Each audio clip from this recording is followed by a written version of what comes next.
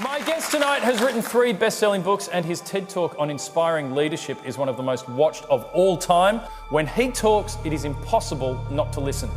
My name is Simon Sinek, and I have a clear vision of what I want to build in this world. I imagine a world in which the vast majority of people wake up every single morning inspired to go to work, feel safe when they're there, and return home fulfilled at the end of the day. I promise you, our guests will help you acquire the behaviors and thought patterns you need to be successful in anything that you're trying to accomplish. I have yet to give a speech or have a meeting where somebody doesn't ask me the millennial question. What's the millennial question? Apparently millennials as a generation, which is a group of people who were born approximately 1984 and after, are tough to manage. And they're accused of being entitled and narcissistic, self-interested, unfocused, lazy. But entitled is the big one. And because they confound leadership so much, what's happening is leaders are asking the millennials, what do you want? And millennials are saying, we want to work in a place with purpose, love that. We want to make an impact, whatever that means. We want free food and beanbags. And so somebody articulates some sort of purpose, there's lots of free food and there's beanbags, and yet for some reason they're still not happy. And that's because they're missing, there's a missing piece. What I've learned is that I can break it down into 4 pieces, right? There are four things, 4 characteristics. One is parenting, the other one is technology, the third is impatience, and the 4th is environment. The generation that we call the millennials, too many of them grew up subject to, not my words, failed parenting strategies, where, for example, they were told that they were special all the time.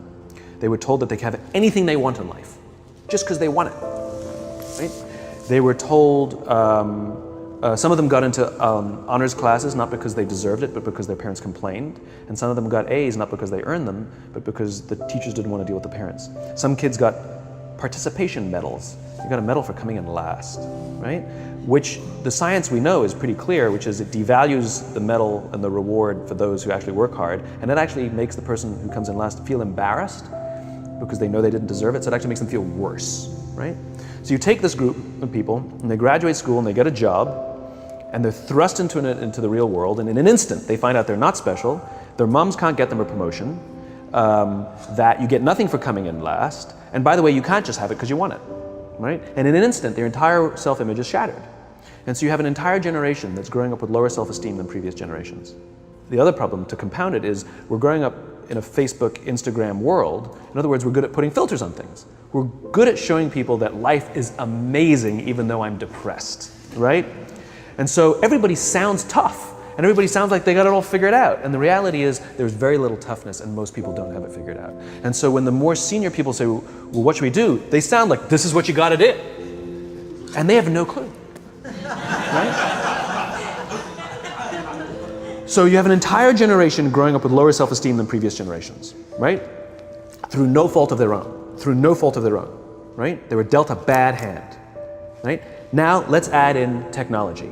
We know that engagement with social media and our cell phones releases a chemical called dopamine. That's why when you get a text, it feels good, right? So we've all had it where you're feeling a little bit down or feeling a bit lonely, and so you send out 10 texts to 10 friends, hi, hi, hi, hi, hi, because it feels good when you get a response, right?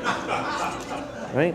It's why we count the likes, it's why we go back 10 times to see if my Instagram is growing slower, did I do something wrong? Do they not like me anymore, right? The trauma for young kids to be unfriended, right? Because we know when you get a hit of dopamine, which feels good. It's why we like it, it's why we keep going back to it. Dopamine is the exact same chemical that makes us feel good when we smoke, when we drink, and when we gamble. In other words, it's highly, highly addictive, right? We have age restrictions on smoking, gambling, and alcohol, and we have no age restrictions on social media and cell phones, which is the equivalent of opening up the liquor cabinet and saying to our teenagers, hey, by the way, this adolescence thing, if it gets you down.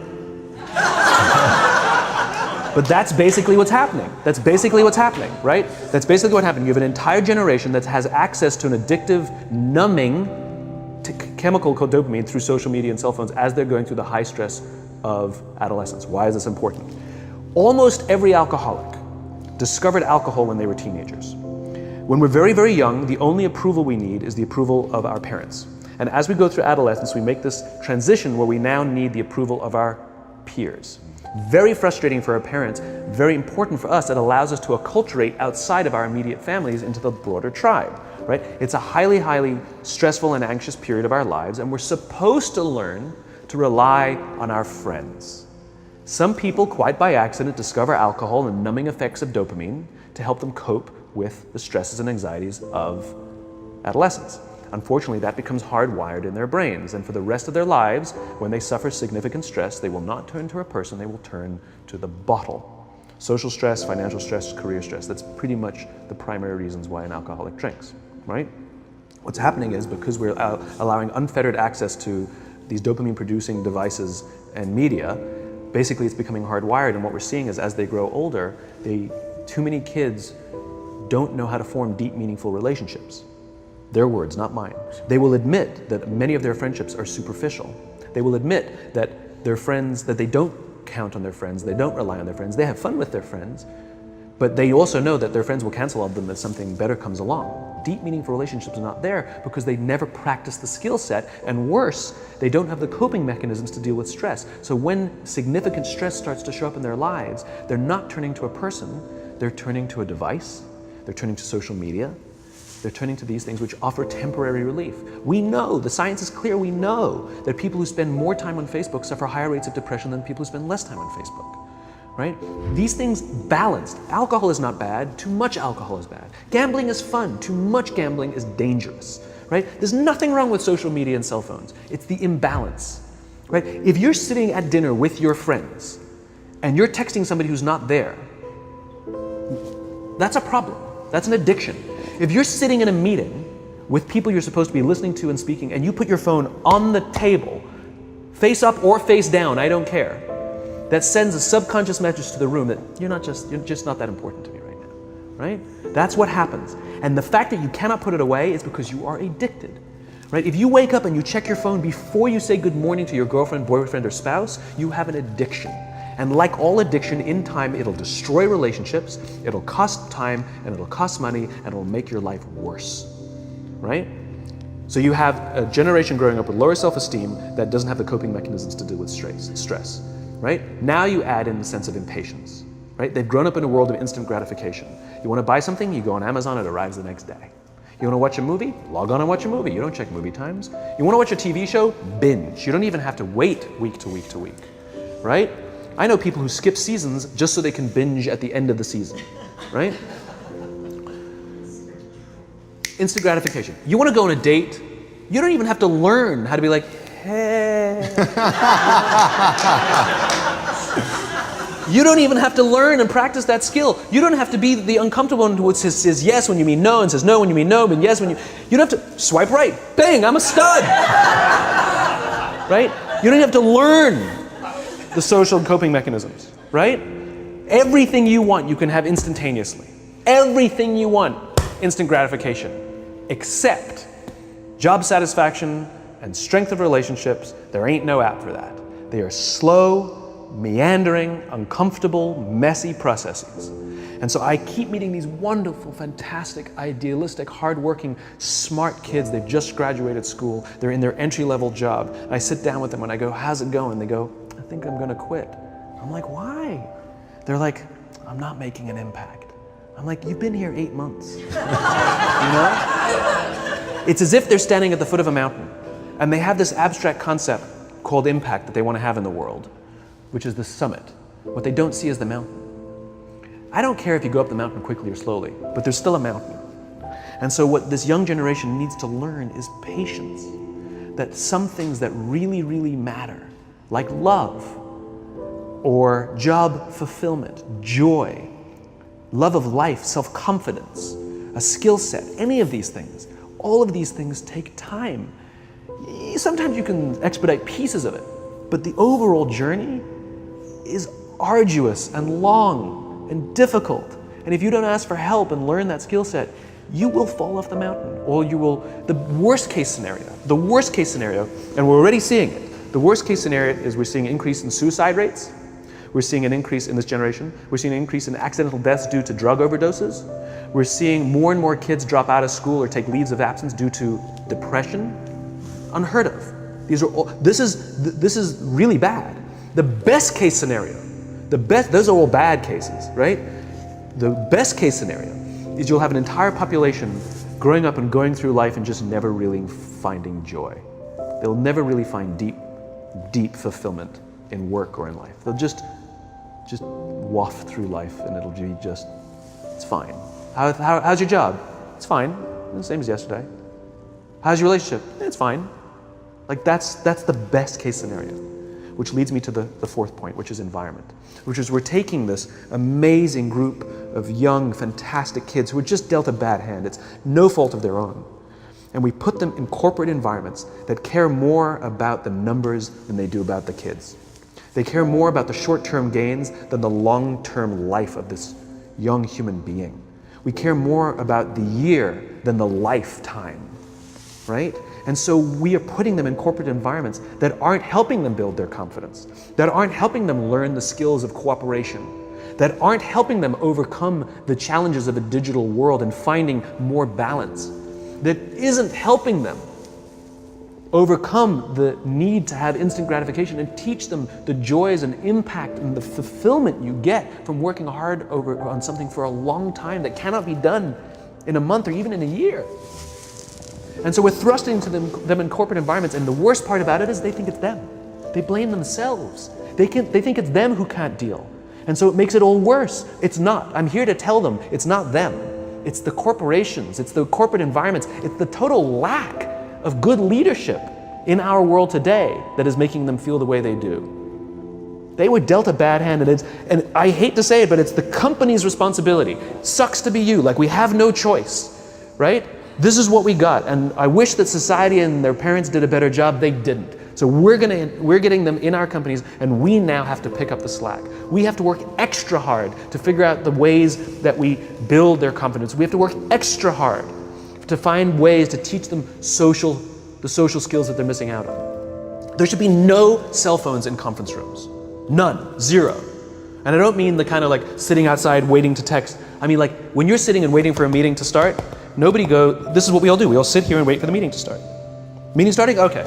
And we start the meeting. No, that's not how relationships are formed. Remember we talked about it's the little things? Relationships are formed this way. We're waiting for a meeting to start and we go, how's your dad? I heard he was in the hospital. Oh, he's really good. Thanks for asking. He's actually at home now. Oh, I'm really glad. It was really amazing. I know, it was really scary for a while. That's how you form relationships. Hey, did you ever get that report done? Oh my God, no, I didn't. I'll help you out. Can I help you out with that? Really? That's how trust forms. Trust doesn't form at an event in a day. Even bad times don't form trust immediately. It's the slow, steady consistency. And we have to create mechanisms where we allow for those little innocuous interactions to happen. But when we allow cell phones in conference rooms, we just, okay, have the meeting. And then my favorite is like when there's a cell phone there and you go like this, you go. It rings and you go. I'm not going to answer that. But Mr. Magnanimous, you know? When you're out for dinner with your friends, like I do this with my friends. When we're going out for dinner and we're leaving together, we'll leave our cell phones at home. Who are we calling? Maybe one of us will bring a phone in case we need to call an Uber or take a picture of our meal. Goes without saying, come on. I'm an idealist, but I'm not insane. You know? At a heathen. I mean, it looked really good. We'll take one phone. And so it's like an alcoholic. The reason you take the alcohol out of the house is because we cannot trust our willpower. We're just not strong enough. But when you remove the temptation, it actually makes it a lot easier. And so when you just say, don't check your phone, people literally will go like this. And somebody will go to the bathroom, and what's the first thing we do? Because I wouldn't want to look around the restaurant for a minute and a half, you know? But if you don't have the phone, you just kind of enjoy the world. And that's where ideas happen. The constant engagement is not where you have innovation and ideas. Ideas happen when our minds wander and we go, and you see something, I bet they could do that. That's called innovation, right? But we're taking away all those little moments, right? You should not, and none of us should charge our phones by our beds. We should be charging our phones in the living rooms, right? Remove the temptation. You wake up in the middle of the night because you can't sleep, you won't check your phone, which makes it worse. But if it's in the living room, it's relaxed, it's fine. But it's my alarm clock. Buy an alarm clock. They cost $8, right? I'll buy you an alarm, right? But the point is we now in industry, whether we like it or not, we don't get a choice. We now have a responsibility to make up the shortfall and to help this amazing, idealistic, fantastic generation build their confidence, learn patience, learn the social skills, find a better balance between life and technology, because quite frankly, it's the right thing to do.